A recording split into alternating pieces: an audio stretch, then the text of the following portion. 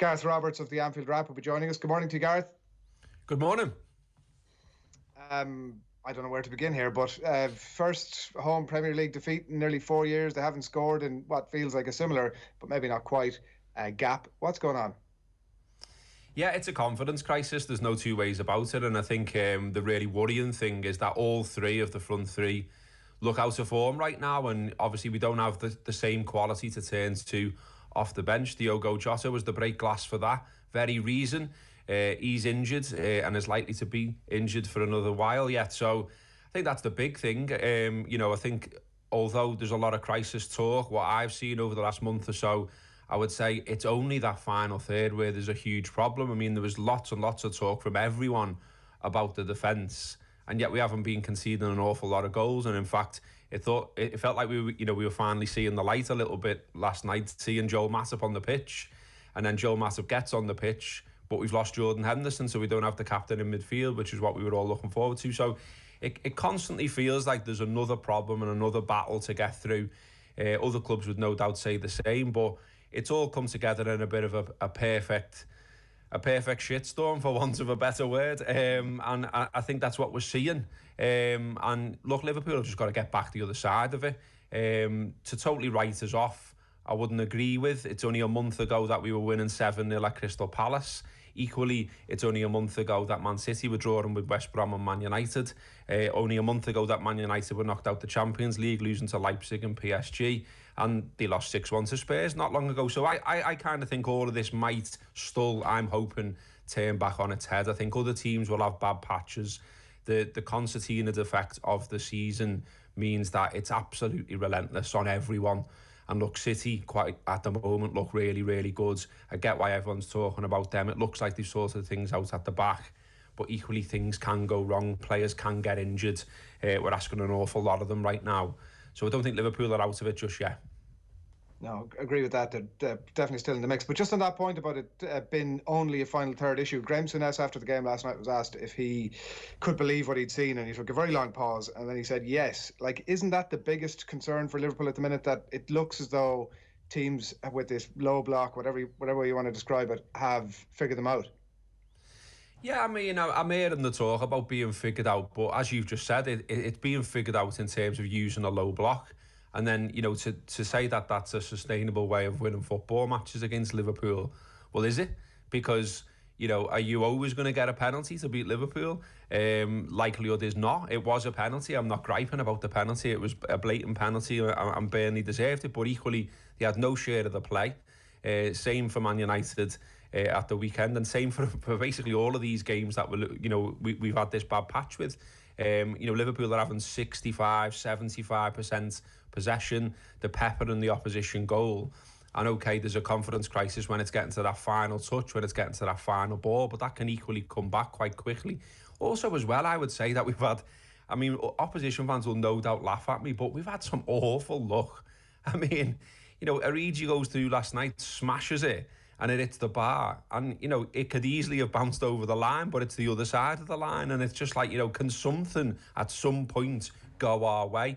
I thought, Dyche's interview was really good after the match, in that he said, look, we set up well, we worked really hard. You can't argue with either of those statements. And then he also said, my only worry was something just ricochets in the box for Liverpool, falls their way, and they put it in the back of the net. And that's what hasn't been happening for us. Equally, you look around the leagues and, Manchester United played Burnley the other week, and, Burnley did much the same thing to Man United. Only Pogba hits one, it's deflected and it goes in. And so it's like, there's very fine margins here. I don't think it's an absolute sort of disgrace what Liverpool have been doing, and I don't think it's that far off them being able to turn it on again. So there's a difficult run of fixtures coming up, which I think you've just been talking about on the show. But what I would say is, are those bigger sides, are those better sides going to go low block against Liverpool? Or are they going to try and play against us? Are they going to open up a bit? Are they going to feel like they can go for the throat, against this injured Liverpool side? And if they do, maybe that stings them. Maybe Liverpool get a chance. Maybe there's a bit more space for Liverpool, and all of a sudden we've got a victory and we're away again. It's the old cliche of you need one to go in off our backside or something. It feels like we need something to run our way, and then maybe we can go from there. Are you concerned about the noise surrounding Mo Salah at this point, Gareth? Yeah, a little bit, mate. I think, it was odd that he did the interview that he did a while ago about Midtjylland and talked about being disappointed about not being the captain that night. It was a bit sort of like, well, where's this come from? Because Mo Salah doesn't do interviews as a rule. He walks past the journalist in the mix zone every week. It's not for him. So for him to come out and do something, you sort of thought, well, we know where we're going here. You've done this for a reason. Since then, he's talked about sort of it's in the club's hands, that he wants a new deal, that he wants to win everything and break every record. So maybe that is the case. It's hard to know what's actually going on behind the scenes, obviously, but I'd certainly like to see him signed up. I'd certainly give him a new deal tomorrow, because I rate him as one of the best players Liverpool have had. I put him among the legends of Liverpool because he's among the team that finally won us this title after 30 years. He's among the team that won us European Cup number 6, and he broke records along the way. He scored more goals for Liverpool than John Barnes, and John Barnes was my hero when I was growing up. So, yeah, Mo Salah, I think that's sort of a bit of a side issue. I actually thought when he came out and said the thing about wanting to stay and that he'd sign a deal, I thought, well, that's a positive thing now, and maybe we can put that to bed, but it's still there. And in terms of his actual form, that's the more worrying thing in the immediacy, I would say, in that he's taken extra touches. There was an incident at the weekend against Manchester United where he's squared up with Scott McTominay, and you think, well, go on, run at him, take him on, get a shot off. And he came back and played the ball back into midfield, and I thought, well, that's not right. That's not Mo Salah that we know and love. But you could say that of Bobby Firmino, you could say that of Sadio Mane. So there's a collective malaise among them all currently. And I can only guess that, Jurgen will have them all in front of the psychologist today. That is a really good point, the psychology of all of this, because it does seem that Jurgen Klopp has tried a multitude of different things out here and hasn't quite cracked it. Like whether it's trying to play him from the start against weakened opposition. I can see why he would have done that at the end of the Champions League or against Aston Villa to try and rediscover form. He tried to do what he did last night, bring him off the bench to try and go up against tired legs, and that didn't seem to work. So it does seem that Klopp is a little bit confused about how to actually get the best out of Salah again. Yeah, that's the thing, really, and that applies not just to Salah, but to all of them. I think I like the line that Klopp said in a press conference the other day, where he said everything that the public's talking about, we thought of that and we tried it. And so, the concern on, that said is, therefore, what is the answer? And I guess the answer is just keep going, just keep trying, and as I say, hope something falls our way. Now we haven't got Jota. We've got to admit that that's not an option. He tried Origi last night, and Origi's smashing the bar, and maybe his confidence now goes.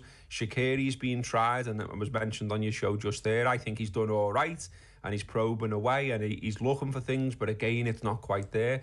So it's also what is the option here, and I don't think you can sort of lay it all at the manager's door and all of a sudden, right off the last 3 or 4 years, which have been among the best of my Liverpool support in life. I think the other things to say is that, and again, I know this applies to everyone and that will be the counterpoint, but I do think Liverpool now look like they're missing the fans. And you think about why Klopp came to Liverpool in the first place. You think about his style of football. You think about all the politicising he's done, if that's the right word, around the fans at Liverpool, the difference they can make, what he wants them to do. He moaned the time that fans walked out against Crystal Palace. He celebrated the fact that they were behind the team when we got that draw against West Brom, and so on and so on and so on. So he's drilled that into everyone, into us, into the players. It'll be in his own head, and to have that taken away, and all of a sudden, it's empty stands, silent stadiums, sanitised stadiums even. It's just a little bit of a different ball game, and I think that was one of the edges for Liverpool. That was how we can't spend the money Man City spend. We probably can't spend the money Man United spend. So how do you find an edge? Well, you work harder than everyone else. You look for intensity, and you have the support there, and the support's been taken away. That's actually, there's a lot of truth in that. Like, you even look at the Spurs game where there were a few fans back. I'm not saying it made.